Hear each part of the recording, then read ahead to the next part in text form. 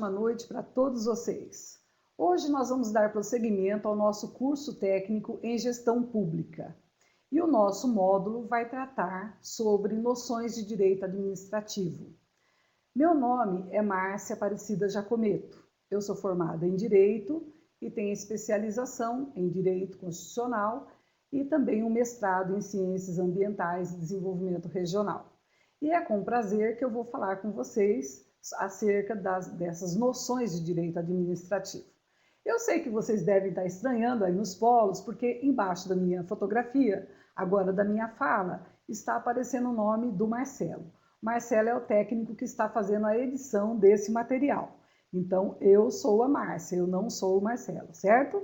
Vamos lá. Vamos começar a nossa aula falando dos conteúdos que nós vamos ministrar. Nós faremos uma passagem pelo conteúdo do conceito de Estado, dos atos administrativos e também dos princípios básicos da administração. Todos os nossos slides foram formulados em cima da apostila que vocês têm em mãos, que é do professor Cassiano Luiz Lurk. Então, esse material está disponível na apostila. Vamos começar com o conceito de direito administrativo. Ele é um conjunto de regras que regulamenta as atividades da administração pública e de seus integrantes. E, na verdade, meus alunos, nós temos que falar que nós estudaremos as noções. Por quê? Porque o direito administrativo é uma matéria muito densa, né? Ele compreende licitação, ele compreende outras facetas que nós não teremos tempo de estudar aqui, mas que é uma matéria de importância para vocês, porque vocês devem ter observado que ele cai em todos os concursos públicos ultimamente. Então, vamos lá, vamos prosseguir. Nós vamos começar, então, com o conceito de Estado. O Estado corresponde à organização de um povo localizado de maneira estável em um determinado território sob o comando de um único poder. O Estado tem como principal característica o fato dele ser um ente institucionalizado. Nossa, Márcia, mas que difícil que é tudo isso que você está falando. Não, vamos entender antes. O Estado tem alguns elementos que são fundamentais. São eles elementos que são materiais, que é o povo e o território. E mais os elementos que são formais, que é composto pelo ordenamento jurídico e pelo governo que rege esse Estado. Além de ter a finalidade única de alcançar o bem comum, ou seja, o interesse de todos nós. Então, numa síntese, nós poderíamos dizer que governo é a somatória de povo, mais território, mais ordenamento jurídico e mais o sistema de governo. Conceito de povo. O conceito de povo está ligado a um status de cidadania. Então, imaginem, quando nós dizemos assim, nós somos do povo brasileiro, nós temos orgulho em dizer isso. Nós temos um vínculo jurídico e político com o nosso país. E isso diferencia o conceito de povo do conceito de população. Quando nós falamos em população, nós estamos falando numa questão numérica, que normalmente, inclusive, é feita através de um censo do IBGE. Povo não. Nós estamos sujeitos a normas, a leis, a disciplinas, todas que regem o nosso Estado. E volto a falar, é um status de cidadania que nós temos e do qual nós temos muito orgulho de falar. Somos o povo brasileiro. Vamos prosseguir agora com outro conceito, que é o conceito de território. O território é o limite espacial dentro do qual o Estado exerce de modo efetivo e exclusivo o poder de império sobre as pessoas e os bens. No entanto, é bom que fique claro para todos que esse conceito de território não está só numa delimitação territorial. Vamos lembrar que aqui no Brasil as nossas leis impõem que tudo que está no subsolo, tudo que está no espaço aéreo, também faz parte do território. E mais ainda, existem algumas peculiaridades que vocês precisam ter conhecimento. Se nós tivermos um navio, seja ele mercante, seja ele de guerra, ou uma espaçonave, seja ela comercial ou de guerra, o espaço dentro dessa espaçonave é tida como uma extensão territorial. Então imaginem que vocês estejam fazendo um cruzeiro, né, e estão lá no Mar Egeu, na Grécia. E lá nasce uma criança, seu filho nasce lá dentro desse barco. Se esse barco tem bandeira brasileira, então o seu filho tem status de brasileiro e já teria pelo direito de sangue também. Mas se o nascimento se der também numa aeronave, de igual forma. E se nascer é bom, né? Pior é quando a gente tem que falar da morte. E se acontecer a morte dentro também de uma aeronave ou de um navio? Será regulamentado de acordo a partilha dos bens, se a pessoa tiver, e tomara que tenha, será regulamentado de acordo com as leis que regem as questões de sucessão aqui do Brasil. Por quê? Porque, mais uma vez, eu lembro para vocês que território não é só o espaço de terra que nós temos. As águas adjacentes, tudo isso nos pertence, né? O aquífero que nós temos aqui embaixo do nosso solo, que é nosso, que é uma riqueza, tudo isso pertence ao nosso Estado. O conceito já de ordenamento jurídico é o conjunto de leis que nós temos e que dão suporte para que as pessoas convivam em sociedade de forma harmônica. Porque não existe sociedade, se vocês imaginarem, sem ter um disciplinamento jurídico para isso. Então, no nosso ordenamento jurídico, nós podemos dizer com tranquilidade que a nossa lei maior é a Constituição Federal. Mas ela não é a única. Por isso é que nós dizemos que é um conjunto de normas, de princípios e de regras que nos regem. Até aí, será que eu estou me fazendo entender para vocês? Vamos prosseguir? Então vamos. Agora o nosso conceito de governo. O governo pode ser conceituado como o órgão supremo do Estado, pela qual se manifesta e exerce o poder público. A nossa forma de Estado aqui no Brasil é a federação. A federação é uma forma de Estado que se caracteriza pela repartição e distribuição das competências, que é inserido inclusive no nosso texto constitucional, pela capacidade de auto-organização dos Estados-membros que compõem o nosso Estado, e vocês vão se lembrar agora que cada Estado tem uma Constituição própria, assim como cada município também tem uma lei orgânica que o disciplina, né? Por último, a terceira forma, na linha C, é a participação desses Estados-membros na formação da vontade nacional. Como que esse Estado-membro, Márcia, faz com que tenha participação na vontade nacional? Através do Senado Federal. E nós temos um Senado que nós podemos dizer que é de composição homogênea. Significa que tanto faz o Estado ter uma extensão territorial muito grande como pequena, o número de senadores que nós vamos eleger por Estado é igual. E essa é a forma que nós temos de representatividade do Estado ter voz dentro da União, dentro, né, da nossa nação. Porque se nós elegemos os senadores, eles estão nos representando nesse momento. Então, essa é a forma nossa de manifestar a nossa vontade dentro do nosso país, através do voto. Quais são as entidades que compõem a federação? A União, os Estados-membros, o Distrito Federal e os municípios. Todos esses são integrantes disso que nós chamamos de Estado brasileiro. E nós podemos dizer que a forma federativa de Estado está gravada por uma cláusula pétrea. A cláusula pétrea, se vocês procurarem o conceito, ela está prevista no artigo 60 da nossa Constituição Federal. No artigo 60, no parágrafo 4º, que é o próximo slide agora que vem, mostra para vocês que são cláusulas pétreas. Até o nome já lembra um pouco, meus alunos.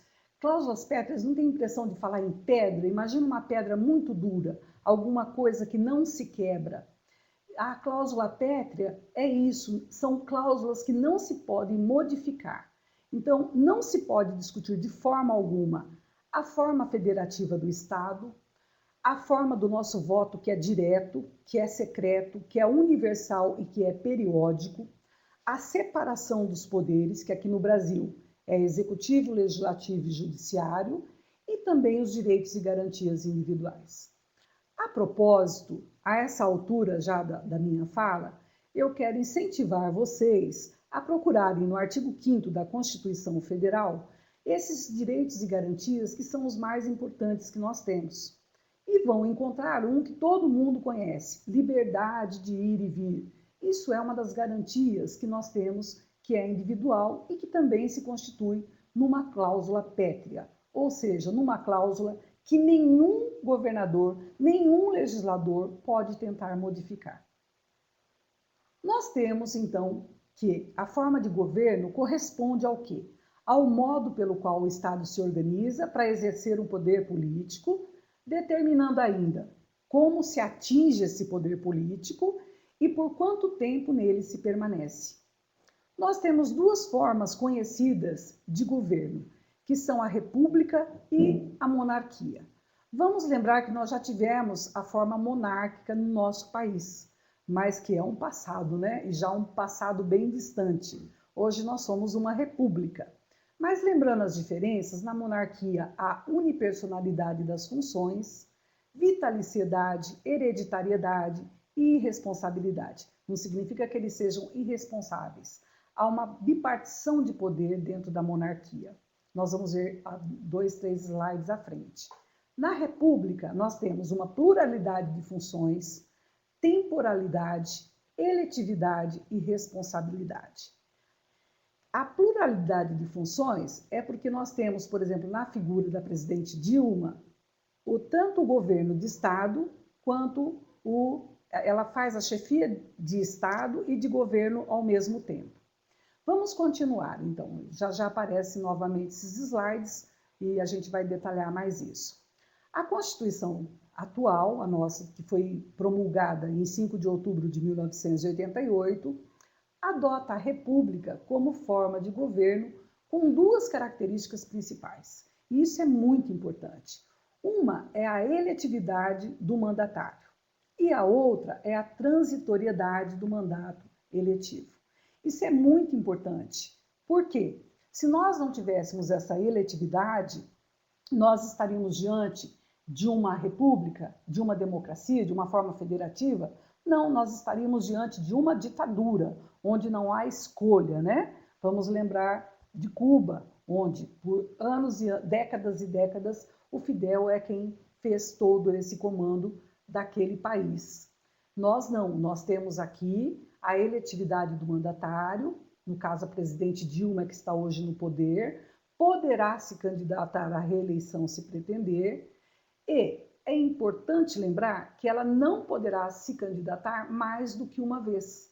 Então, por isso é que nós falamos da transitoriedade do mandato. Então, no final do mandato dela, ela pode mais uma vez tentar se reeleger.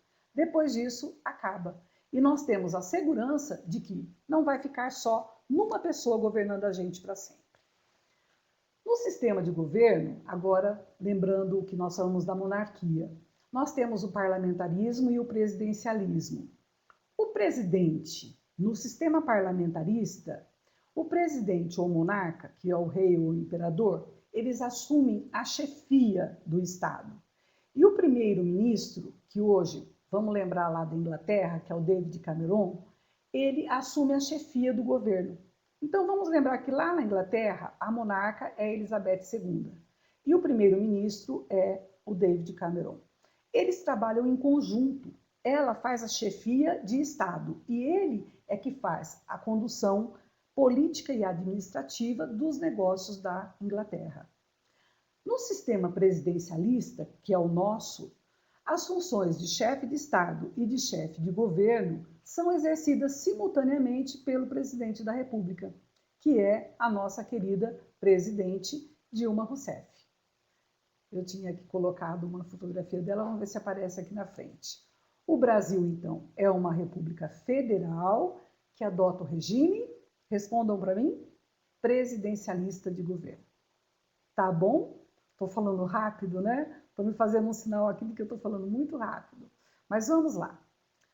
Está aqui a fotografia da nossa presidente, a fotografia oficial da posse dela. A Organização do Estado Brasileiro. O Brasil é um Estado federal composto pela união indissolúvel da própria União, dos Estados-membros, Distrito Federal e município. Nós já havíamos comentado acerca disso. Todos esses entes, quer dizer, a União, o Distrito Federal, os estados, os municípios, eles são autônomos, com competência própria e, em algumas questões, têm competência compartilhada. Vamos lembrar, por exemplo, que às vezes há verbas que saem lá da União, que são depois repassadas para o Estado, que por sua vez distribui para os municípios. Então, embora tenham autonomia, em alguns momentos eles se entrelaçam, eles têm ponto de conexão, digamos assim.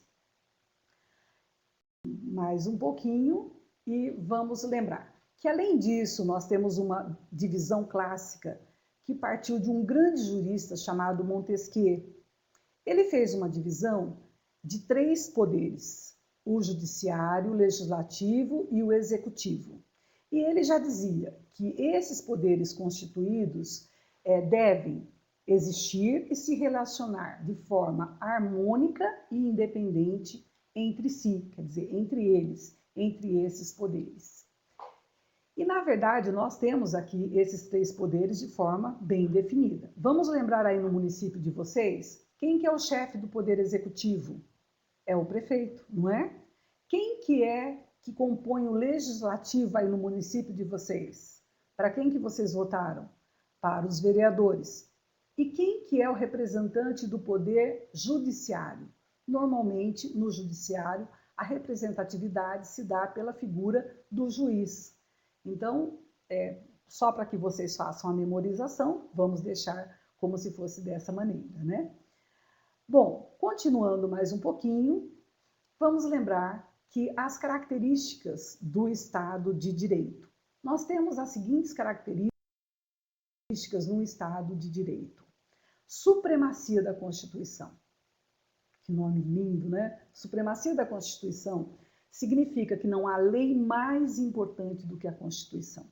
Tudo que for de encontro, não é ao encontro é bom, né? Porque é quando há a junção. Tudo que for de encontro contra a Constituição será tido como inconstitucional. Por quê? Estamos acabando de dizer que existe a supremacia da nossa Constituição. Também, nesse Estado de Direito, nós temos a superioridade das leis. Por quê? Porque, além da Constituição Federal, nós temos muitas leis que vão regulamentando diversas ações. Que diversas ações? Nós temos a lei que rege o Código Florestal, que inclusive está em votação na Câmara. Nós temos uma emenda constitucional que, nesse momento, está sendo discutida sobre a divisão de verbas de dinheiro para a saúde. Nós temos aí no município de vocês a lei do uso do solo, a lei de vigilância sanitária, que está muito perto, agora falando de perto de vocês. Então, nós temos que, num Estado de Direito, obedecer à superioridade das leis. Lá atrás, eu havia explicado para vocês que, num Estado, nós temos que nos subordinar a esse conjunto de regras, de princípios e de ordenamento jurídico que existe num país. Bom, que mais? Temos a separação dos poderes, como já explicamos, que é a divisão tripartite de Montesquieu. E a existência desses direitos e garantias fundamentais, que eu havia dito para vocês e que eu novamente aqui deixo como sugestão uma pesquisa daqueles que são os direitos constitucionais mais interessantes que vocês julgam. Leiam o artigo 5º e elenquem também quais são os mais importantes. Eu vou pedir licença nesse momento a todos vocês, antes de entrar na unidade 2, para tomar uma água. Obrigada. Atos administrativos na nossa unidade 2. Atos administrativos é a forma como a administração atua e operacionaliza as atividades dela. Então, é a forma como ela externaliza o seu modo de agir. Esses são os atos administrativos.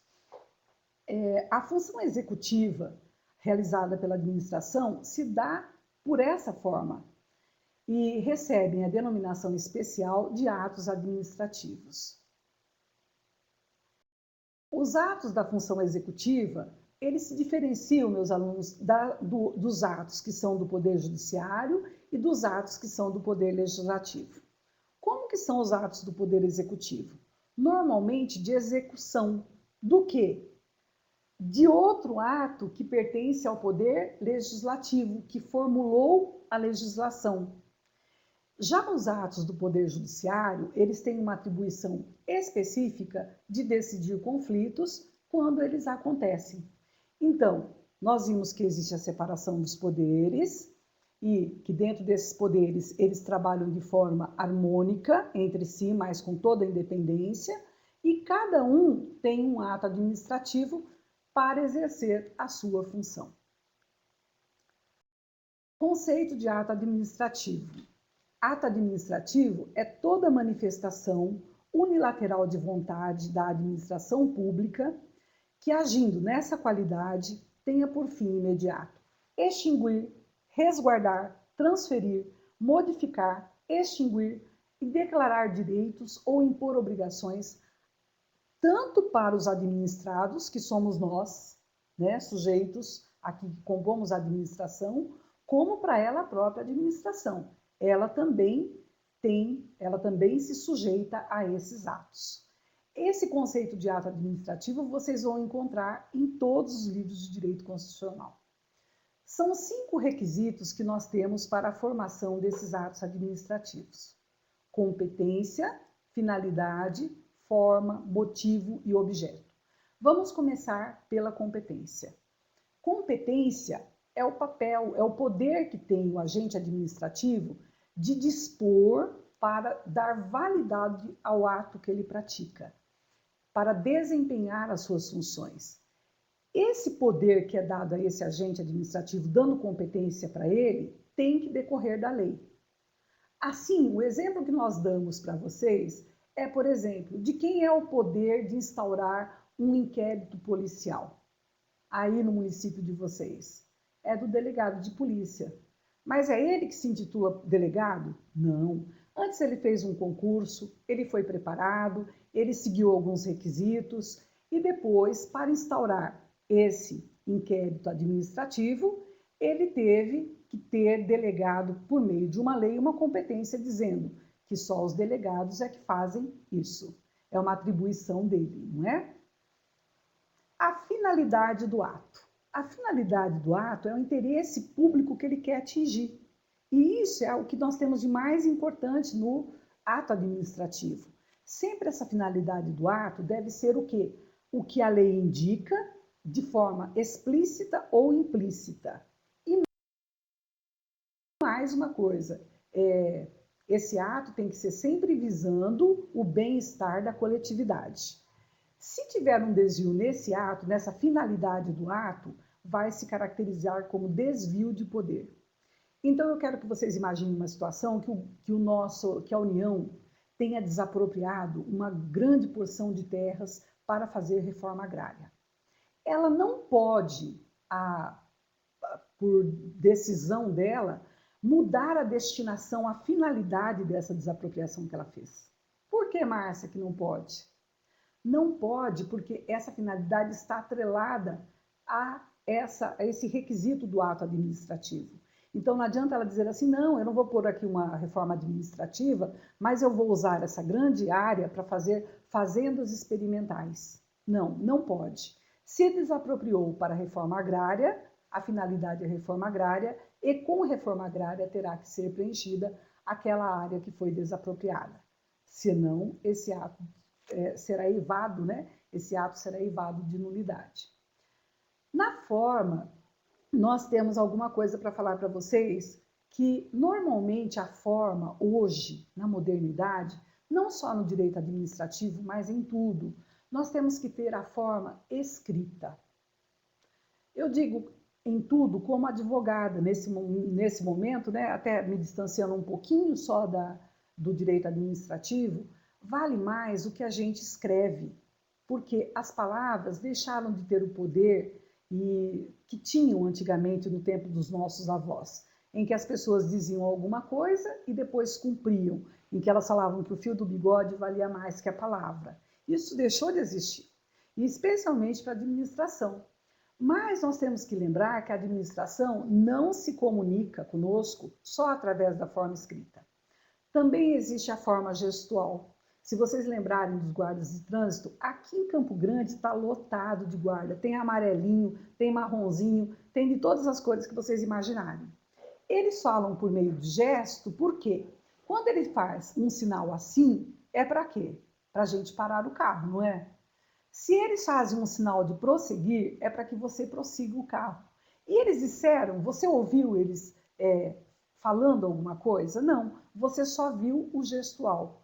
Ou então eles se comunicaram com você ou conosco através de um apito com silvos longos ou breves, que cada um que tira a carta, né? A gente até acaba esquecendo depois, mas cada um tem um significado.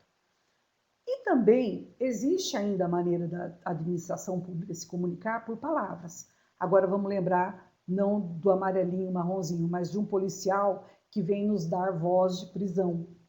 Então, nesse momento, é por palavras, é claro, e tem sempre também um documento escrito, mas é por palavras que se manifesta.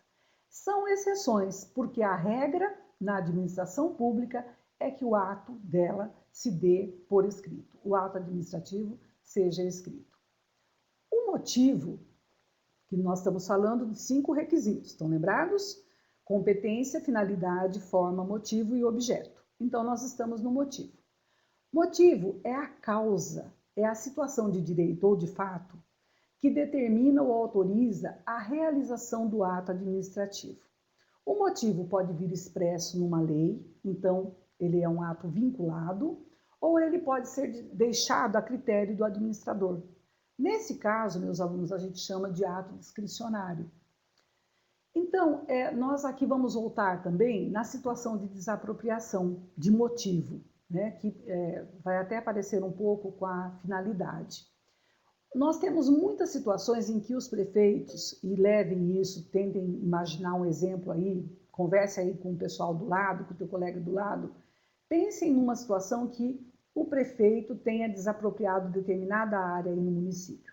Nós temos tido algumas desapropriações aqui no nosso município, porque nós estamos tendo um aumento de ciclovias, que é excelente. Nós estamos com uma malha viária muito boa, interligando pontos da cidade, que não havia interligação, que a gente tinha que fazer voltas enormes para chegar. Mas alguém está sofrendo com isso. Quem que está sofrendo com isso, Márcia? O particular que teve a sua terra desapropriada para poder passar aquela via, né, para automóvel, ou a ciclovia, ou para fazer um parque urbano. Alguém teve que ser despojado do seu bem. Não significa que foi expropriado, que não recebeu nada. A pessoa recebeu um valor.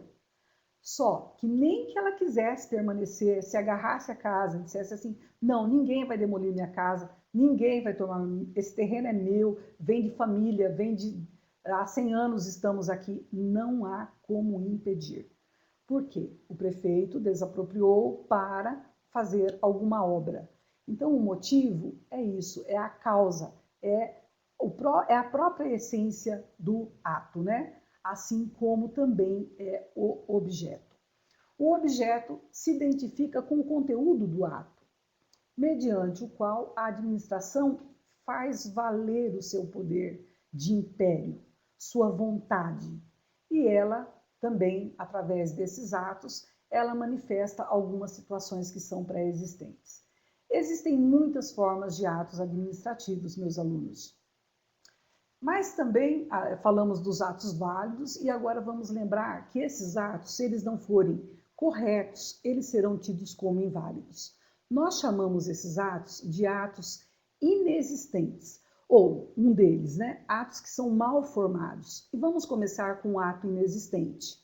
No ato inexistente, nós temos um ato que tem mera aparência, porque a pessoa que fez, que elaborou aquele ato, não tinha competência para promover aquele ato. Eu, Márcia, posso me sentar aqui no computador e escrever um decreto maravilhoso de expropriação de terra, de você que está aí, né? Falando que você vai ceder as suas terras para a gente fazer aí um posto de saúde onde é a tua casa, você já vai começar a me xingar, né? Mas eu tenho alguma competência para fazer isso? Por favor, também não me chamem de incompetente, né? Eu sou incompetente para este ato, porque eu não estou investida desse poder de agente público para realizar esse ato.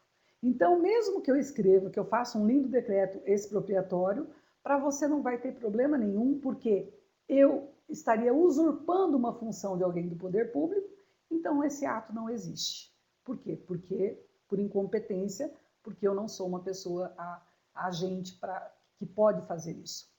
O ato nulo é o ato que apresenta alguns vícios que são insanáveis, de legitimidade ou de requisitos de validade. Vocês estão vendo agora pela televisão uma verdadeira caça que está havendo a partir das denúncias de licitações que foram feitas em hospitais e que está havendo toda uma investigação acerca dessas licitações. Então, nós temos ali que são atos que serão o quê? Nulos. Por quê? Eles estão eivados de vícios.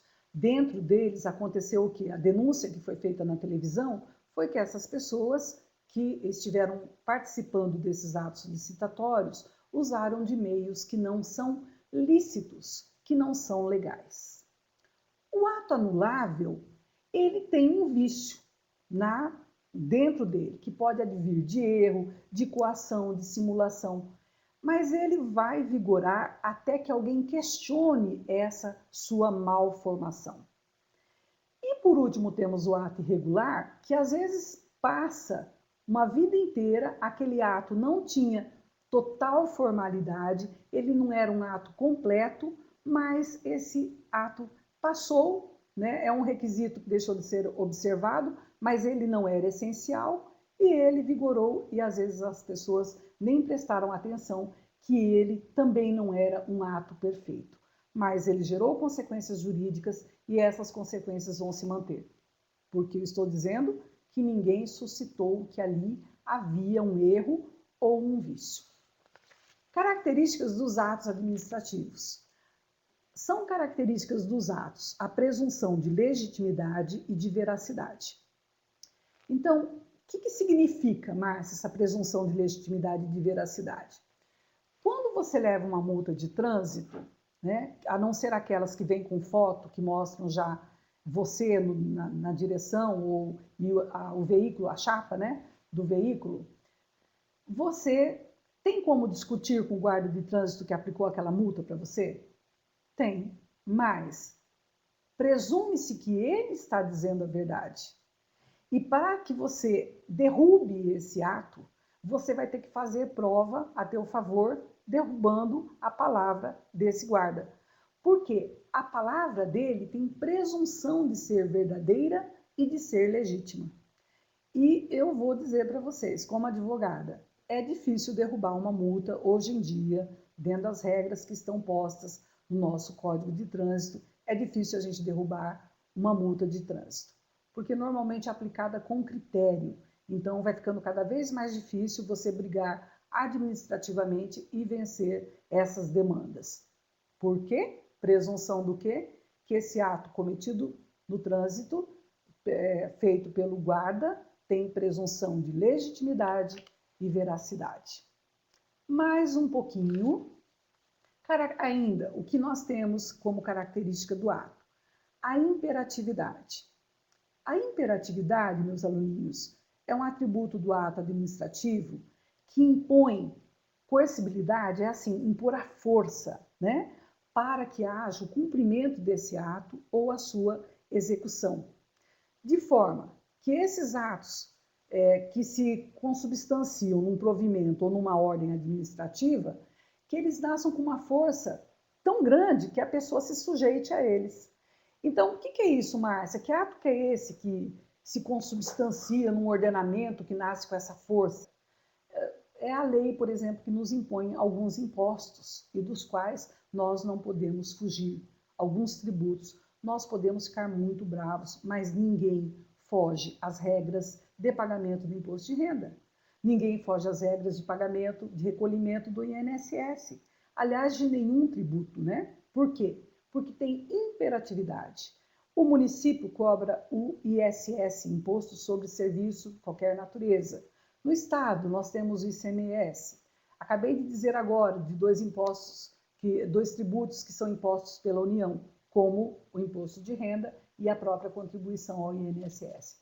Retenção de imposto de renda também, para vocês que são trabalhadores autônomos, né, que já é feito na própria fonte. Então, essa é uma característica de imperatividade. Olha o nome, império, poder. Já nasce com força, nasce com poder. Outra característica do ato é a autoexecutoriedade. Essa autoexecutoriedade é o poder que a gente chama, que é um poder de polícia, que dá à administração o poder de imediata execução de seus atos. Então, quando nós temos uma atividade legal que esteja sendo desenvolvida, nós podemos ter a polícia, o agente de vigilância, por exemplo, pode chegar num açougue que esteja infestado de ratos e baratas. Ai, que horror, né? Mas vamos dar um exemplo bem horrível, assim, para vocês se lembrarem. E imediatamente interditar aquele estabelecimento. Por quê? Porque é notório que ali não há as condições, não existem as condições higiênicas que são requisitos necessários para o funcionamento desse açougue. Então, de imediato pode ser interditado pela vigilância sanitária. Temos também outras situações, como no caso que está dando como exemplo, que é a demolição de obras clandestinas. Só que tem alguns atos que nós não podemos agir de plano. No caso do açougue, que tem barata e rato andando à vontade e à solta, sim, imediatamente nós podemos fechar. Por quê? Porque nesse local a população pode padecer de um malefício se o estabelecimento não for fechado. Pode causar dano para a sociedade, há um perigo para a sociedade, em razão da saúde pública. Já na obra clandestina, se ela já se iniciou, o que o poder público vai fazer? Ele vai chegar lá já com uma patrola e destruir a obra? Não, ele vai fazer uma notificação prévia e permitir que a pessoa tenha uma ampla defesa antes de demolir aquela obra que é uma obra clandestina, que não requereu habite-se junto à prefeitura ou que não tenha cumprido as exigências técnicas que se impõem através da lei do uso do solo. Nós temos que os atos administrativos podem ser invalidados quando eles não forem convenientes, não forem oportunos e não forem legítimos, eles podem ser desfeitos pela própria administração. E depois ele, Lopes Meireles, vem acrescentar que pela administração ou pelo poder judiciário, né? Então, a invalidação pode se dar tanto pela revogação do ato, como pela anulação desse ato administrativo. Aqui a definição do Eli. Ele fala assim que a anulação é uma declaração de invalidade de um ato administrativo ilegítimo ou ilegal feito pela própria administração ou pelo Poder Judiciário. E ele baseia-se em razões de legitimidade, legalidade e é diverso da revogação, porque na revogação, essa revogação se funda em motivos de conveniência ou de oportunidade. E por isso mesmo, só a administração é que pode revogar os seus atos. Já na primeira parte, quando nós estamos falando da anulação, tanto pode ser a própria administração que anula os seus atos, como também pode ser o poder judiciário. Eu acho que eu vou tomar outra água, né? Daí eu dou um tempo para vocês conversarem um pouquinho, dá licença novamente. Vocês vão torcer para eu falar tanto que é até a boca colar, né? Mas tá bom, meus aluninhos, nós já estamos quase chegando no final, tá? Revogação do ato administrativo. A revogação se funda no poder discricionário que dispõe a administração para rever a sua atividade interna.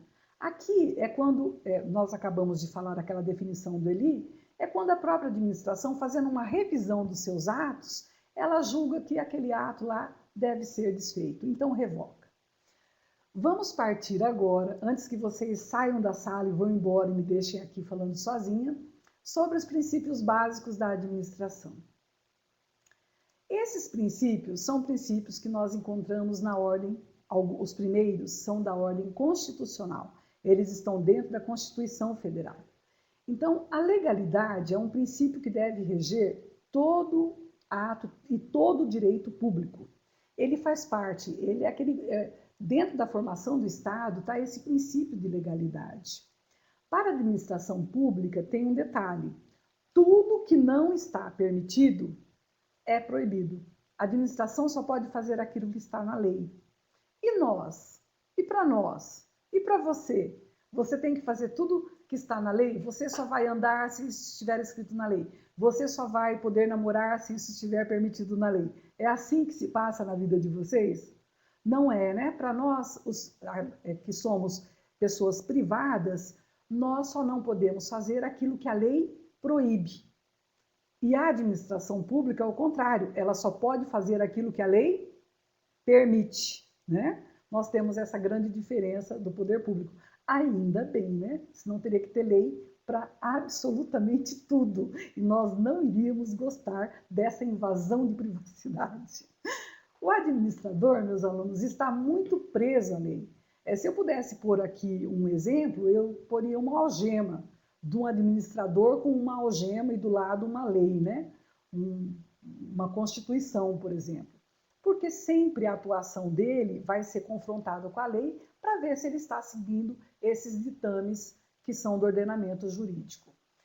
A própria licitação que a gente dá como exemplo para vocês toda hora é sempre uma obrigatoriedade do governante, nesse caso da esfera da União, do Estado ou do município, para fazer aquisição de bens, de equipamentos. Sempre ele usa dispõe de qual instrumento? De uma licitação. Para escolher as pessoas que vão trabalhar dentro da administração, ele dispõe do quê? De um concurso público, não é assim? Então, isso é legalidade. Outro princípio que se coloca é o princípio da moralidade. O princípio da moralidade não deveria ser só, ele não deve ser só um princípio que norteia o poder público. Ele é um princípio que deve nortear a vida de cada um de nós. Porque quando nós estamos falando em moralidade, nós estamos falando de questões éticas, de sermos probos, de sermos honestos, de sermos corretos. E isso é uma imposição que a sociedade nos faz. Quando nós nos desviamos desse caminho, o judiciário nos agarra lá na frente e nos traz de volta para tentar nos colocar de novo nos trilhos do bem andar, da correção. Mas hoje nós temos nos deparado com muitos atos que não são morais. Que a gente consiga, né, com todo esse nosso estudo que a gente tem, não o meu, mas esse conjunto, esse capital intelectual que nós estamos formando, uma hora modificar e só colocar realmente pessoas que ajam com moralidade dentro do poder público. O outro princípio é a publicidade. E eu questiono muito esse princípio da publicidade e quero aqui questionar com vocês. Todos os atos públicos, a todo ato tem que ser dado publicidade. Por quê? Todas as pessoas, em tese, deveriam conhecer todos os atos públicos, até para poder se manifestar se há ou não algum problema nesse ato, né? Se ele tem algum vício ou não. Mas não é assim, porque a publicação desses atos se faz via diário oficial da União, do Estado e do município. Todo mundo lê diário oficial? Não, mas, Márcia, você mesmo sabe que não é permitido alguém dizer que desconhece a lei, tá? Eu sei disso. Mas eu pergunto agora para você, no particular. Você teve conhecimento de todos os concursos que aconteceram aqui na região nos últimos 3 anos? Teve? Parabéns se você teve.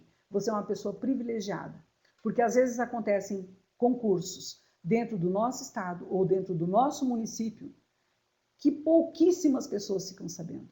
Porque se você soubesse, você também talvez tivesse sido um candidato a disputar aquela vaga. Mas as coisas são feitas de tal forma, na calada, como a gente chama, né? Na calada da noite, que no final não se dá essa publicidade que deveria. Então, nós devemos ficar mais atentos acerca desses princípios, e especialmente esse da publicidade, porque em tudo ele diz respeito à nossa vida. O outro princípio que nós temos é o princípio da eficiência. Esse é quando o poder público questiona se ele está obtendo o melhor daquele ato, se ele está agindo com racionalidade, se ele conseguiu atingir a finalidade dos seus atos. Esse princípio da eficiência é o que se cobra de cada agente que trabalha dentro do poder público. Ele está fazendo o seu melhor? Ele está fazendo tudo o que é possível? É isso que é o princípio da eficiência. É que a administração pública, através de seus agentes e através dos seus atos, seja eficiente. Nós temos outro princípio que eu adoro, que eu acho que a gente deve exercitar o nome dele. Assim, aproveitem amanhã na hora do café da manhã e já usem essa expressão no café da manhã. Supremacia do interesse público.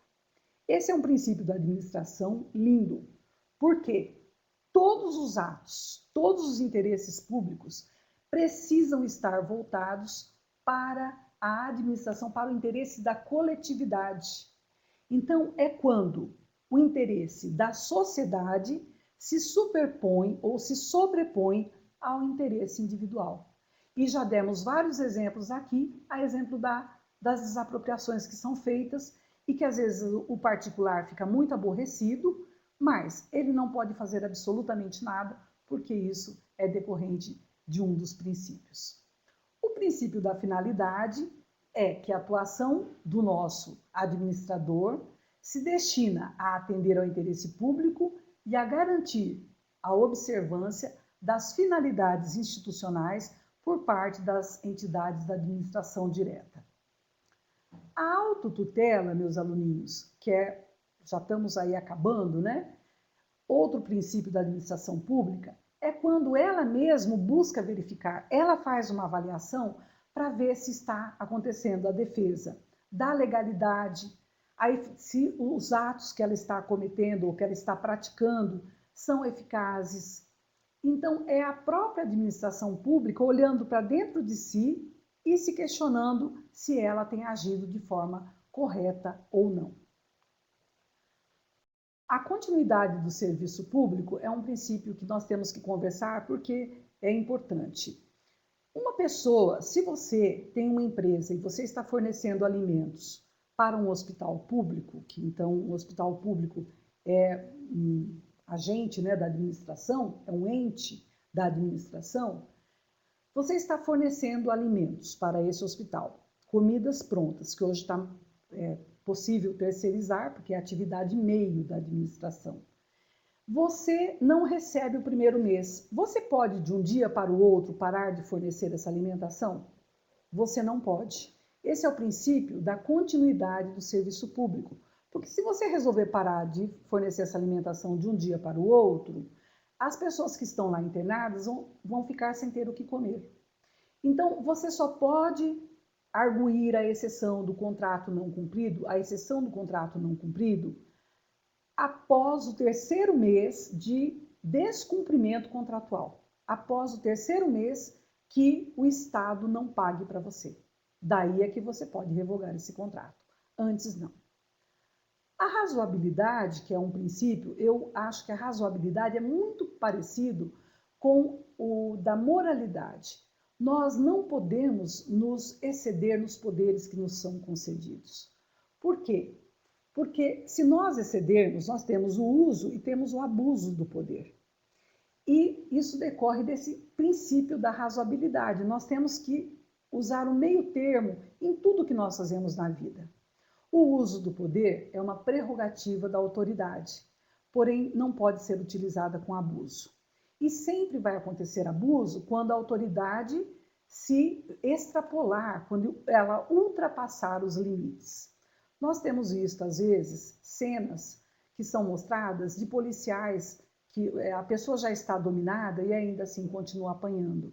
Agora está na moda falar do uso daquela arma que é de taser, né?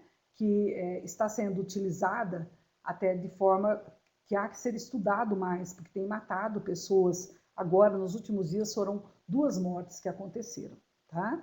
Então, tem que cuidar, porque pode usar? Pode, mas não pode haver de forma nenhuma um excesso, um abuso desse poder. Então, o uso do poder é lícito e o abuso é sempre lícito. E se o ato é ilícito, ele vai sofrer o quê? Ele vai ser nulo, por quê? Porque ele está eivado de nulidade, ele desviou-se da finalidade dele. Então, sempre nós vamos ver casos que acontecem excesso de poder, desvio de poder ou até omissão da própria administração pública. Nós vimos o governo de São Paulo ser taxado de omisso no caso das enchentes que aconteceram lá, né? Não sei se vocês recordam, mas realmente foram o prefeito. Por quê? Porque não fizeram todas as obras que deveriam fazer para conter as enchentes. Nós temos ainda que os poderes, nós já falamos sobre isso lá atrás, do poder ser vinculado, que é aquele que a lei atribui à administração para o ato, né? Atribui à administração, tem uma lei que diz o que a administração deve fazer, então não há poder nenhum do administrador, ele não tem liberdade, ele tem que seguir o que está na lei, tá? A ele não é dado nenhuma faculdade, vimos lá atrás. E os atos discricionários, que é a faculdade de escolha que tem o agente administrativo dentre diversos atos que são colocados à sua disposição. Temos o poder hierárquico, que decorre dessas faculdades que são investidos os agentes da administração e podem fiscalizar, delegar ordens a alguém, avocar atribuições, especialmente esse poder hierárquico se dá dentro das repartições públicas, quando os chefes usam esse poder para fazer cumprir as tarefas que têm que ser cumpridas. E por isso é que fala que pode fiscalizar, pode avocar, pegar de volta esse poder que era de um subordinado hierárquico, ou ainda delegar mais atribuições. E o poder disciplinar é o pior de todos, é aquele que é aplicado quando a pessoa comete um ato e instaura-se contra ela um inquérito para apuração de falta grave e, se levado até o término e comprovado que o agente público falhou por dolo, por omissão, então esse funcionário acaba sendo mandado embora da administração a bem do serviço público, porque não desempenhou bem as suas funções. E nós temos aqui outros poderes, que são os poderes regulamentar, que é o que nós já comentamos, que é do poder executivo, por exemplo, presidente, governador, prefeito. Eles podem emitir tem algum poder? Tem uma lei que é feita pelo legislativo e pode sair um decreto do executivo detalhando a forma de execução dessa lei. Nós temos o poder normativo, que é também decorrente de outras esferas que não o governador, o prefeito e a nossa presidente, né? Nós temos os poderes que derivam dos ministros, que vêm dos cargos das pessoas, dos ministros, dos secretários, são atos de gerenciamento, de poder de gerenciamento. Vamos lembrar de um ato do ministro, por exemplo, do ministro do Trabalho, ele tem competência para expedir normas regulamentares. Mas o que são normas regulamentares mesmo? São aquelas que disciplinam a vida, a saúde do trabalhador. São constituídas no Ministério do Trabalho. Se vocês entrarem nesse site, vocês verão uma gama de normas de NRs que são expedidas pelo Ministro do Trabalho. O poder de polícia é o poder com que a administração age. Cuidado, não confundam esse poder de polícia com um policial fardado. É o poder que ela tem de fazer, é a faculdade que a administração pública tem de limitar a nossa liberdade individual, porque se deixasse a gente extrapolaria. Eu não sei se vocês têm aí na cidade de vocês um problema de muito algazarra de jovens que se concentram nos postos de gasolina e fazem muito barulho, ou em algum lugar da cidade, às vezes impedindo a pessoa de dormir por causa de sons altos. A polícia se classifica nesse caso em administrativa, por quê? Porque em princípio já impôs uma lei do silêncio. E também numa polícia judiciária, que é quando ela vai coibir esse ato que está sendo praticado, aplicando uma sanção. Vou passar aqui para o nosso último. Então, temos que ainda essa polícia, que agora eu tinha pedido que vocês não se lembrassem só da polícia fardada, nós temos várias polícias. A de costume, a polícia sanitária, que é exercida pelos agentes sanitários, da vigilância sanitária, de trânsito, polícia florestal, polícia ecológica, e aí segue uma lista de mais umas 30 ou 40 polícias. Eu quero agradecer pela nossa aula de hoje, eu quero desejar a todos vocês que vocês tenham uma boa noite, que vocês mandem as dúvidas que vocês tiverem para que a gente possa ajudar a solucionar. Vamos tentar falar mais devagar na próxima aula, né? Embora nós tenhamos muita matéria, e nesse momento eu desejo que cada um siga para